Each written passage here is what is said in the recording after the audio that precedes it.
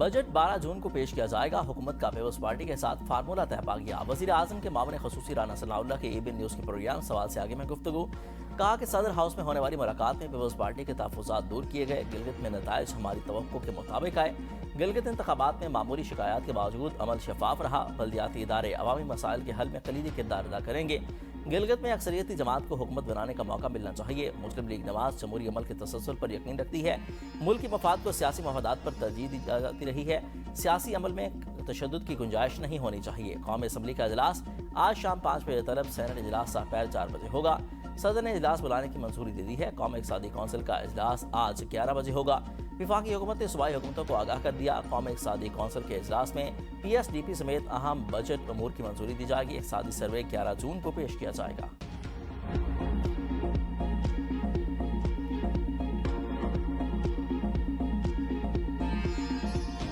آزاد کشمیر میں بڑا security operation, Muzaffar آباد سے 5 مشتبہ افراد گرفتار، اسلحہ، لیپ ٹاپ، موبائل فونز اور دیگر مواصلاتی آلات برآمد، حساس تنصیبات کو نشانہ بنانے کا مبینہ منصوبہ بے نقاب، ملزمان سے حساس تنصیبات کے نقشے برآمد، دشمن خفیہ ایجنسی کے ساتھ مبینہ رابطوں کے شواہد کی بھی تحقیقات کا حصہ، ممکنہ صورتکاروں، مالی معاونت کے ذرائع اور نیٹ ورک کی چھان بین کی جا رہی ہے۔ حکام کا کہنا ہے کہ ریاستی سلامتی، امن عامہ اور قومی مفادات کے خلاف کسی بھی سرگرمی کو ہرگز برداشت نہیں کیا جائے گا۔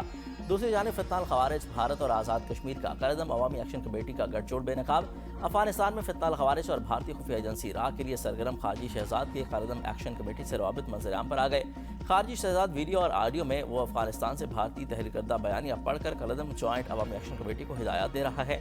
خارجی شہزاد کی قائداعظم جوائنٹ عوامی ایکشن کمیٹی کے رہنما سے بدامنی پھیلانے اور الیکشن ملتوی کرنے کی آڈیو کال بھی منظر عام پر آ گئی، جس میں انتخابات روکنے اور شدت پسندی کو بڑھاوا دینے کا کہا گیا۔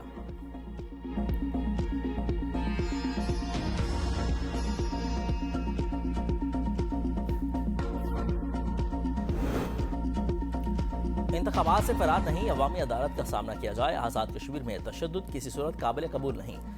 وزیر دفاع خواجہ آصف کا ٹویٹ، کہا کہ عوامی رائے کے مقابلے میں ہتھیار نہیں چل سکتے، ریاست قانون کی عملداری یقینی بنائے، تشدد اور مسلح جتھوں کے ذریعے ایجنڈا مسلط کرنے کی اجازت نہیں دی جا سکتی، کشمیری عوام کو آزادانہ رائے کے استعمال سے کوئی نہیں روک سکتا، اختلافات کا حل بیلٹ باکس سے ہے، گولی سے نہیں، ریاست مخالف تشدد برداشت نہیں ہوگا، قانون پوری قوت سے نافذ کیا جائے گا۔ وزیر مملکت برائے داخلہ طلعت چودھری نے صحافیوں سے گفتگو میں کہا کہ آزاد کشمیر میں حالات قابو میں ہیں، عوام کے جان و مال کی حفاظت ہماری اولین ترجیح ہے، کیا یہ کشمیریوں کا قانون سازی کا حق کسی اور کو دینا چاہتے ہیں؟ وفاقی حکومت کی طرف سے آزاد کشمیر کے معاملے پر کوئی کمی نہیں چھوڑی گئی۔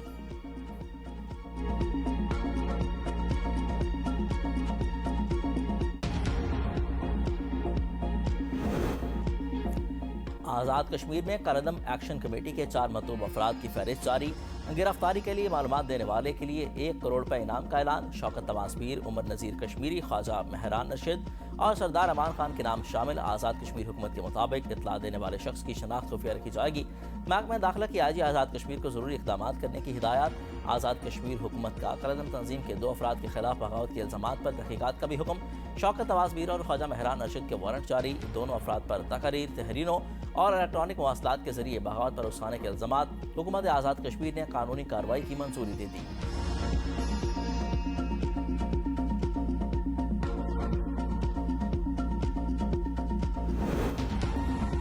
قائداعظم جوائنٹ عوامی ایکشن کمیٹی کے اہم رکن سید فیصل گیلانی کا نام نہاد تحریک سے مکمل لا تعلقی کا اعلان، راولہ کوٹ میں پرتشدد حملوں کی شدید مذمت، کہا کہ قائداعظم جوائنٹ عوامی ایکشن کمیٹی کی جانب سے معصوم شہریوں کے خون کی ہولی کھیلی جا رہی ہے، جو کسی صورت قابل قبول نہیں۔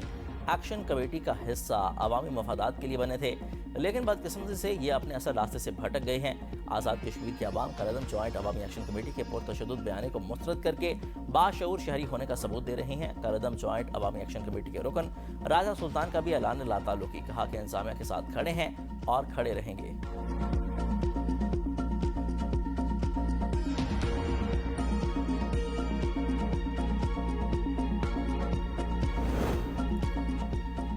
گلگت بلتستان میں پیپلز پارٹی اکیلے حکومت بنائے گی، نون لیگ کو شامل نہ کرنے کا فیصلہ، مخلوط حکومت کا امکان ختم، پیپلز پارٹی آزاد ارکان کی حمایت سے حکومت سازی مکمل کرے گی۔ ذرائع کے مطابق پیپلز پارٹی کے پاس حکومت بنانے کے لیے مطلوبہ عددی برتری موجود ہے۔ وزیر اعلیٰ اور گورنر دونوں کا تعلق پیپلز پارٹی سے ہوگا، آزاد ارکان سے رابطوں کا عمل تیز، نئی حکومت کی تشکیل آئندہ چند روز میں متوقع ہے۔ Chairman Peoples Party Bilawal Bhutto Zardari جلد گلگت بلتستان کا دورہ کریں گے۔ گلگت بلتستان میں اقتدار کا معرکہ پیپلز پارٹی کے نام 10 حلقوں میں فتح سمیٹ کر سر فہرست 7 آزاد امیدوار فاتح۔ مسلم لیگ نون 6 نشستوں پر کامیاب رہی، ایک نشست وحدت المسلمین کے حصے میں آئی۔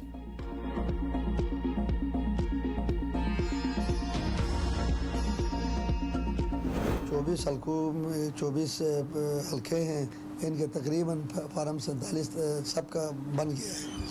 اب ان میں سے کوئی 5 حلقے ایسے ہیں جن میں ری پولنگ کے لیے درخواستیں آئی تھی، میں نے ان پر ری پولنگ کا میں نے شیڈول دیا ہے 15 جون کو۔ گلگت بلتستان 7 حلقوں کے نتائج متنازع، 15 جون کو ری پولنگ کا اعلان۔ Chief election commissioner Shahbaz Khan نے پریس کانفرنس میں بتایا کہ حلقہ جی بی 8، 13، 15، 16 اور جی بی 17 کے بعض پولنگ اسٹیشن پر 15 جون کو ری پولنگ ہوگی۔ جی بی 18 دیامر اور جی بی 20 غیزر کے نتائج بھی روک دیے گئے۔ ان دونوں حلقوں میں نون لیگ کے امیدوار کامیاب ہوئے تھے۔ مجموعی طور پر 24 حلقوں کے نتائج کا عمل مکمل کر لیا گیا۔ انتخابی مراحل آخری فارم 47 کی تیاری اور نتائج کی حتمی جائزے کا عمل جاری ہے، جبکہ چند حلقوں میں موصول ہونے والی درخواستوں کا بھی جائزہ لیا جا رہا ہے۔ گلگت بلتستان میں مجموعی طور پر امن و امان اور انتخابات ہوئے، عوام کا شکریہ ادا کرتے ہیں۔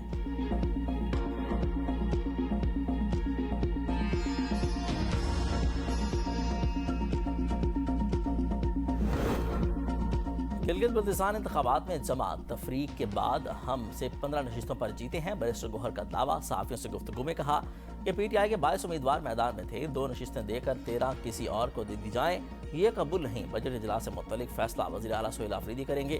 کوشش ہے کہ بجٹ سے قبل وزیر اعلیٰ کی بانی سے ملاقات ہو جائے۔ خسارے کا شکار ریاستی ملکیتی اداروں کی نجکاری ہماری ترجیح ہے، شہباز شریف کی ڈسکورس کی نجکاری کا عمل تیز کرنے کی ہدایت۔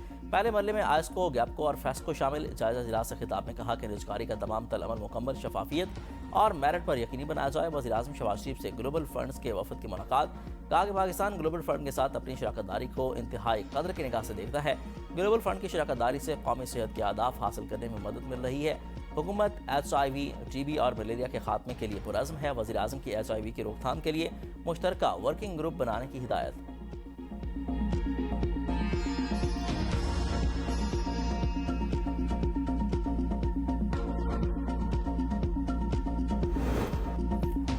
حکومت اور پیپلز پارٹی کی بجٹ ٹیکنیکل کمیٹی کا مشترکہ اجلاس، صوبے وفاق کا مالیاتی خسارہ پورا کرنے پر آمادہ۔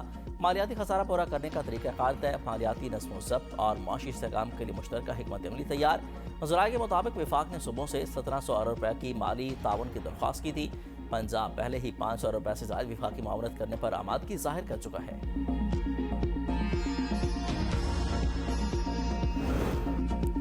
نیا مالی سال کے بجٹ میں 1000 ارب روپے کے نئے ٹیکس لگانے کا امکان۔ اضافی آمدن کا نصف حصہ نفاذی اقدامات سے، باقی نصف پالیسی اقدامات سے حاصل ہونے کی توقع۔ ذرائع کے مطابق پیٹرولیم مصنوعات پر FED سیٹل سیکٹر کے لیے فکس سیل چارجز کا نظام لایا جائے گا۔ 1 جولائی 2026 سے FBR کو مکمل طور پر فیس لیس ادارہ بنانے کی تجویز۔ ٹیکس دہندگان کا FBR کے نظام کے ساتھ ڈیجیٹل انضمام لازمی ہوگا۔ بڑے صنعتی شعبوں کے پیداواری یونٹس میں فوری طور پر پروڈکشن مانیٹرنگ کا نفاذ ضروری قرار۔ POS سسٹم اور ڈیجیٹل انضمام پر ہر صورت نافذ کیا جائے گا۔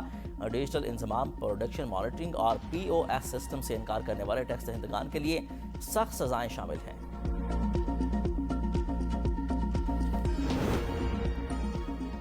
مالی خسارہ اور IMF اہداف، پنجاب حکومت وفاق کو مالی رعایت دینے کو تیار۔ پنجاب اسمبلی کا کہنا ہے کہ پنجاب حکومت وفاق کو 570 ارب روپے کی مالیاتی رعایت دے سکتی ہے۔ پنجاب کو NFC کے تحت قابل تقسیم حاصل سے 3793 ارب 70 کروڑ روپے ملیں گے۔ پنجاب کے نئے مالی سال کا مجموعی بجٹ کا حجم 5131 ارب روپے ہوگا۔ بجٹ میں سرکاری ملازمین کی تنخواہوں میں اضافہ وفاقی حکومت کے فیصلے کے مطابق ہوگا۔ صوبائی محصولات سے 1330 ارب روپے کی آمدن متوقع ہے۔ بجٹ میں تنخواہوں کے لیے 650 ارب، پینشن کے لیے 505 ارب 80 کروڑ روپے۔ پنجاب کے مجموعی اخراجات 3569 ارب 60 کروڑ روپے کرنے کی تجویز۔ پنجاب کا بجٹ 16 جون کو پیش کیا جائے گا۔